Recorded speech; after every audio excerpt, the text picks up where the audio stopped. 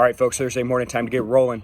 A couple big things on tap today for the market. One, we've got an ECB, European Central Bank meeting taking place at 7:45 a.m. Eastern time today. That's a half hour from right now.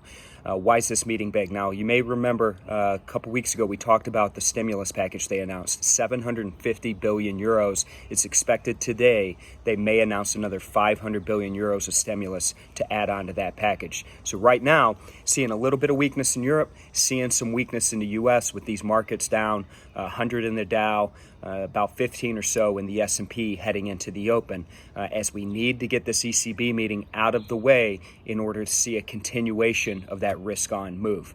Now, we also got at 8:30 a.m. Eastern time today, we've also got the initial jobless claims number. Expectation on the street there is that that number should be lower than 2 million jobless claims filed last week.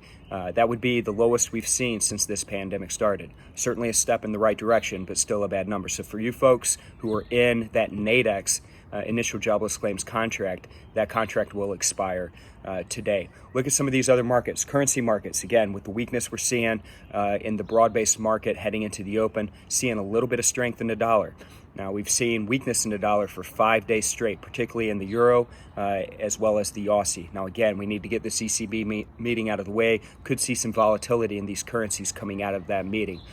Look at the oil market down about 2%. Still some fears out there in oil with regards to inventory and demand. So seeing some pressure on oil, sitting about 2% lower, $36 a barrel in WTI.